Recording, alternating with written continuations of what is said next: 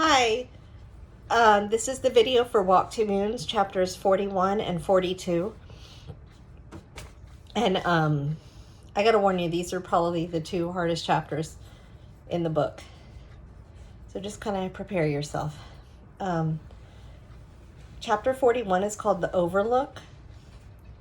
And an overlook is a place where if you're on a road trip and you're on like a scenic area, when you sometimes there'll be like little pull-off spots on the road where you can pull the car off and get out and kind of look around and look at the scenery.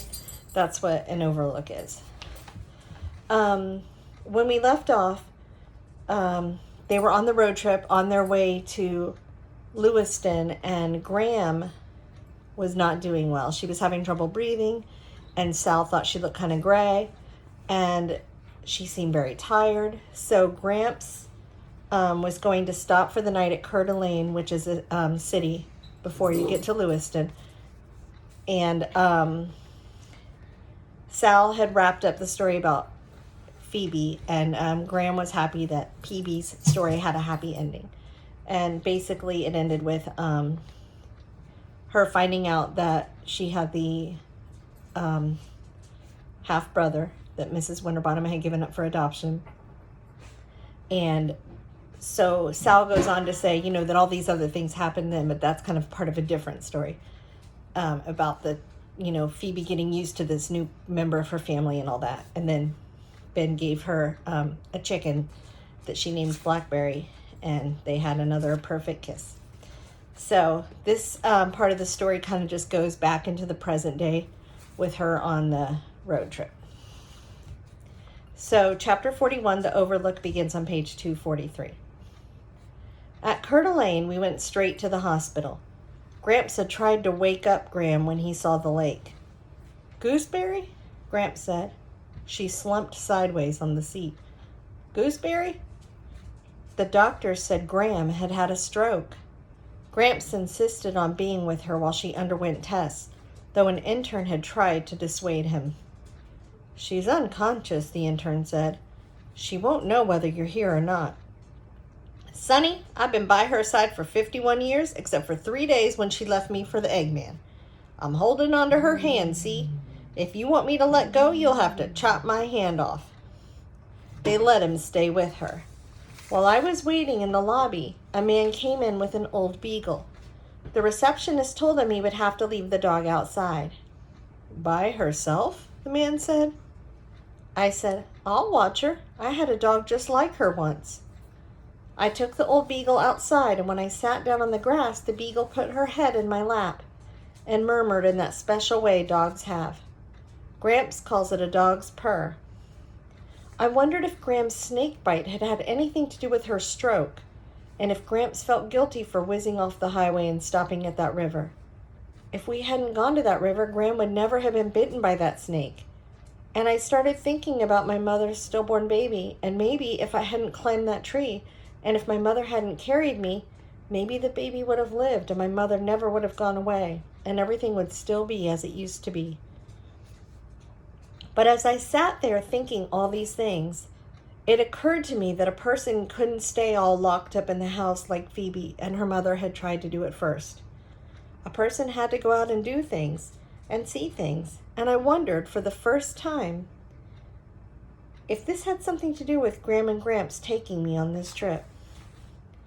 The beagle in my lap was just like our Moody Blue. I rubbed her head and prayed for Graham. I thought about Moody Blue's litter of puppies. For the first week, Moody Blue wouldn't let anyone come anywhere near those puppies. She licked them clean and nuzzled them. They squealed and pawed their way up to her with their eyes still sealed. Gradually, Moody Blue let us touch the puppies, but she kept a sharp eyes on us, and if we tried to take a puppy out of her sight, she growled. Within a few weeks, the puppies were stumbling away from her, and Moody Blue spent her days herding them back. But when they were about 6 weeks old, Moody Blue started ignoring them. She snapped at them and pushed them away. I told my mother that Moody Blue was being terrible. She hates her puppies. It's not terrible, my mother said. It's normal. She's weaning them from her. Does she have to do that? Why can't they stay with her? It isn't good for her or for them. They have to become independent. What if something happened to Moody Blue? They wouldn't know how to survive without her. So the weaning is just like the mother dog kind of getting her puppies ready to be, out in the world without her to kind of find food on their own and things like that. So Sal kind of thinks back to this story about Moody Blue, about how people kind of have to become independent too, and eventually, you have to be able to do things on your own without relying on others. And she's also kind of thinking about the nature of how things occur. Like if only you'd make a different decision at one point, it could affect something else further down the line. Like if Graham hadn't gone swimming, she wouldn't have gotten bit by the snake, and maybe it could have prevented the stroke. But then she thinks, like, you can't live your life that way, thinking about every single possible bad thing that might happen just because you make a decision, because people just can't live that way. While I prayed for Graham outside the hospital, I wondered if my mother's trip to Idaho was like Moody Blue's behavior. Maybe part of it was for my mother and part of it was for me. When the Beagle's owner returned, I went back inside. It was after midnight when a nurse told me I could see Graham. She was lying, still and gray, on the bed. A little dribble was coming out of one side of her mouth. Gramps was leaning over her, whispering in her ear. A nurse said, "I don't think she can hear you." "Of course she can hear me," Gramps said. "She'll always be able to hear me." Gramps' eyes were closed. Wires were attached to her chest and to a monitor, and a tube was taped to her hand. I wanted to hold her and wake her up. Gramps said, "We're going to be here a while, Chickabiddy." He reached in his pocket and pulled out his car keys. "Here, in case you need anything from the car." He handed me a crumpled wad of money. "In case you need it." "I don't want to leave Graham," I said. "Heck," he said, "she doesn't want you sitting around this old hospital. You just whisper in her ear if you want to tell her anything, and then you go do what you have to do. We're not going anywhere, your grandmother and I will be right here." He winked at me. "You be careful, Chickabiddy." So basically, Gramps knows how important it is for her to get to Lewiston by her mom's birthday. So he's kind of giving her permission to take the car and go on her own. And if you remember, he had taught her how to drive back on the farm on Vibank. So even though it's not legal, Gramps is not the kind of person who worries about things like that. He's kind of, he's very more free-spirited. I leaned over and whispered in Graham's ear, and then I left. In the car, I studied the map, leaned back in the seat, and closed my eyes. Gramps knew what I was going to do. The key was cold in my hand. I studied the map again. One curvy road ran direct from Coeur d'Alene to Lewiston. I started the car, backed it up, drove around the parking lot, stopped, and turned off the engine. I counted the money in my pocket and looked at the map once more. In the course of a lifetime, there were some things that mattered. Although I was terrified when I drove out of the parking lot, once I was on the highway, I felt better. I drove slowly, and I knew how to do it. I prayed to every passing tree, and there were a thumping lot of trees along the way. It was a narrow, winding road without traffic. It took me 4 hours to drive the 100 miles from Coeur d'Alene to the top of Lewiston Hill, which, to me, was more of a mountain than a hill. I pulled into the overlook at the top. In the valley far below was Lewiston, with the Snake River winding through it.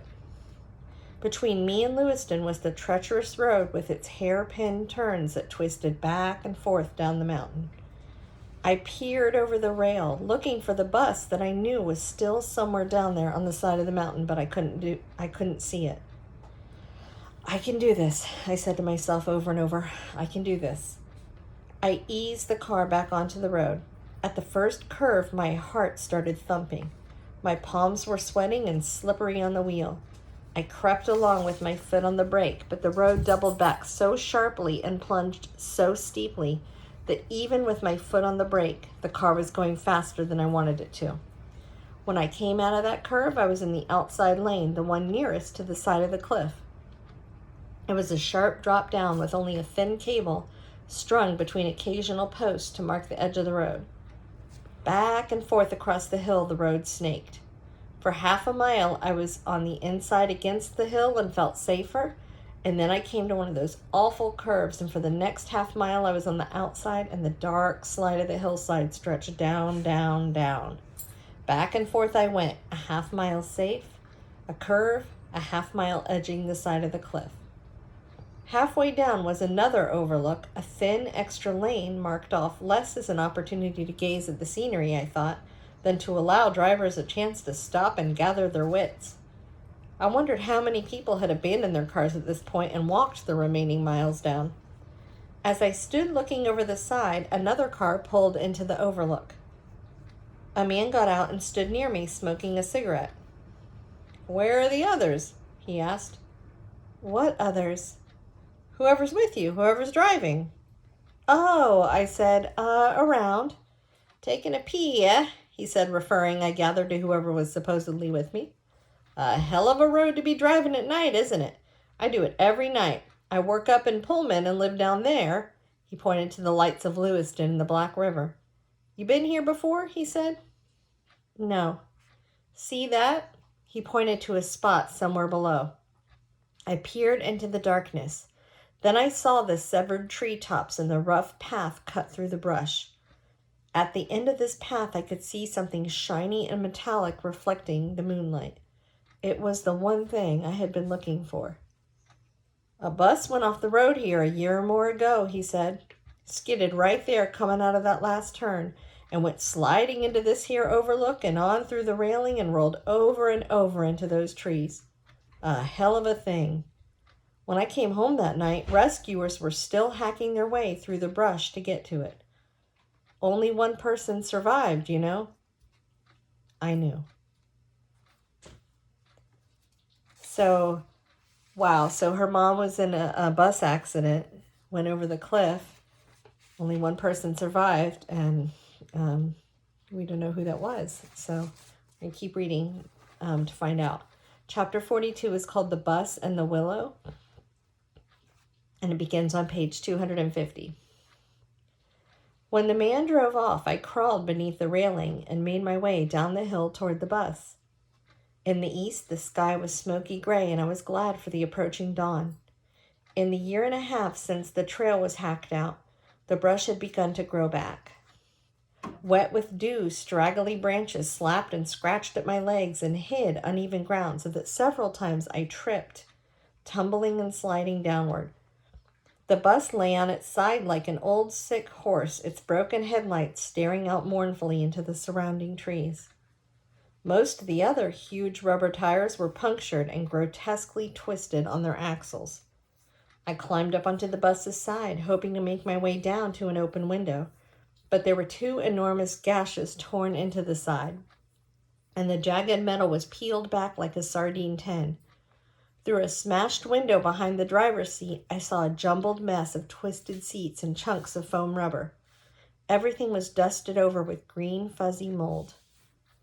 I had imagined that I would drop through a window and walk down the aisle, but there was no space inside to move.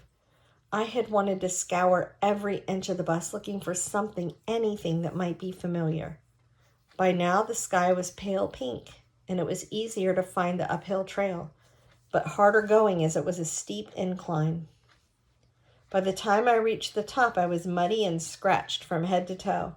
It wasn't until I had crawled beneath the railing that I noticed the car parked behind Gramps' red Chevrolet. It was the sheriff. He was talking on his radio when he saw me, and he motioned for his deputy to get out. The deputy said, "We were just about to come there after you. We saw you up on top of the bus. You kids ought to know better. What were you doing down there at this time of day anyway?" Before I could answer, the sheriff climbed out of his car.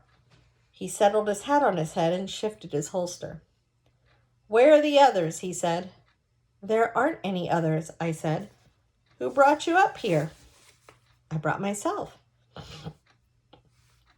"Whose car is this?" "My grandfather's." "And where is he?" The sheriff glanced to left and right as if Gramps might be hiding in the bushes. "He's in Coeur d'Alene." The sheriff said, "Pardon?" So I told him about Graham and about how Gramps had to stay with her and how I had driven from Coeur d'Alene very carefully. The sheriff said, "Now, let me get this straight," and he repeated everything I said, ending with, "And you're telling me you drove from Coeur d'Alene to this spot on this hill all by yourself?" "Very carefully," I said. "My Gramps taught me how to drive, and he taught me to drive very carefully." The sheriff said to the deputy, "I am afraid to ask this young lady exactly how old she is. Why don't you ask her?" The deputy said, "How old are you?" I told him. The sheriff gave me a stern look and said, "I don't suppose you would mind telling me what exactly was so all-fired important that you couldn't wait for someone with a legitimate driver's license to bring you to the fair city of Lewiston?" And so I told him all the rest. When I had finished, he returned to his car and talked into his radio some more. Then he told me to get into his car, and he told the deputy to follow in Gramps' car. I thought the sheriff was probably going to put me in jail, and it wasn't the thought of jail that bothered me so much. It was knowing I was this close and might not be able to do what I'd come to do, and it was knowing that I needed to get back to Graham. He did not take me to jail, however. He drove across the bridge into Lewiston and on through the city and up a hill. He drove into Longwood, stopped at the caretaker's house, and went inside. Behind us was the deputy in Gramps' car. The caretaker came out and pointed off to the right, and the sheriff got back in the car and drove off in that direction. It was a pleasant place. The Snake River curved behind this section, and tall, full-leaved trees grew here and there across the lawn.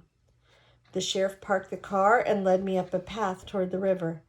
And there, on a little hill overlooking the river and the valley, was my mother's grave. On the tombstone beneath her name and the dates of her birth and death was an engraving of a maple tree. And it was only then, when I saw the stone and her name, Chanhassen Sugar Pickford Hiddle, and the engraving of the tree, that I knew by myself and for myself that she was not coming back. I asked if I could sit there for a little while because I wanted to memorize the place. I wanted to memorize the grass and the trees, the smells and the sounds. In the midst of the still morning, with only the sound of the river gurgling by, I heard a bird. It was singing a bird song, a true, sweet bird song. I looked all around and then up into the willow that leaned toward the river. The bird song came from the top of the willow, and I did not want to look too closely because I wanted it to be the tree that was singing. I kissed the willow. "Happy birthday," I said. In the sheriff's car, I said, She isn't actually gone at all. She's singing in the trees." "Whatever you say, Miss Salamanca Hiddle. You can take me to jail now." Okay, so that's the end of chapter 42. So the first time I read this book, that scene with when she sees her mother's grave, I think is really, really hard. Very sad. But you know now why her father has been telling her, like you're trying to catch a fish in the air, like saying that something that she wanted to happen is not going to happen. But it took this road trip and her following in her mom's footsteps and seeing the grave for her to be able to make peace with the fact that her mother is gone and not coming back. So the book is going to wrap up with 2 more chapters, which I will be back with in the last video. Okay. Bye.